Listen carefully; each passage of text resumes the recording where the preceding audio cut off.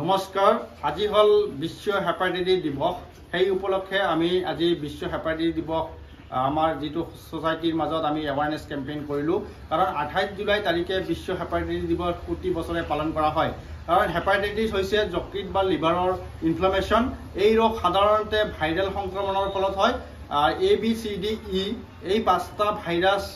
hepatitis virus বিদ্যমান এই পাঁচ প্ৰকাৰ ভাইৰাছৰ দ্বাৰা কিছুমান ৰোগ হয় আৰু তাৰ ফলত বহু ৰোগীৰ মৃত্যু হোৱা দেখা যায় আৰু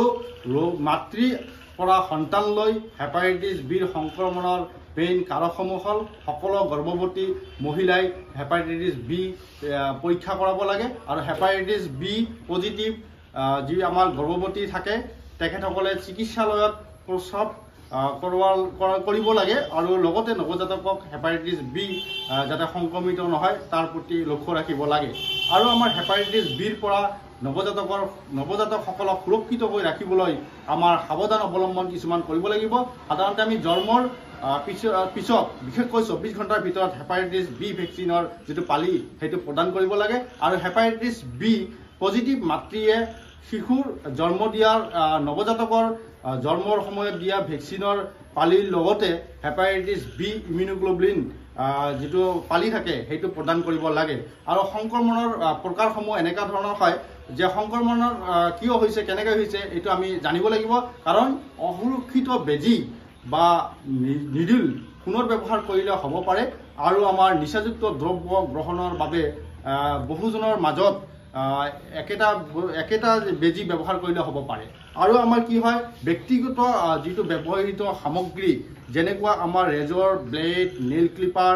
টুথব্ৰাছ আদি একাধিক জনে যদি ব্যৱহাৰ কৰে তেতিয়া হ'ব পাৰে আৰু আমাৰ নাক কাণ আৰু শৰীৰৰ বিন্দা কৰিবৰ বাবে আমি ব্যৱহৃত আৰু আমাৰ বেজি দিয়াৰ বাবে ব্যৱহাৰ কৰা নিডল শৰীৰত টাটু যেটো আঁকিবলৈ হলে আমাৰ যি চিয়হি ব্যৱহাৰ কৰা হয় তাৰ ফলত সংক্ৰমিত হ'ব পাৰে আৰু অসুৰক্ষিত তেজ গ্ৰহণ কৰিলেও আমাৰ হেপাটাইটিছ যেটো আমাৰ ভাইৰাল জনিত ৰোগ এইটো বিয়পি পৰিব পাৰে তাৰ বাবে আমি সকলোৱে সাৱধান অৱলম্বন কৰিব লাগিব যেটো আজিৰ দিনত আমি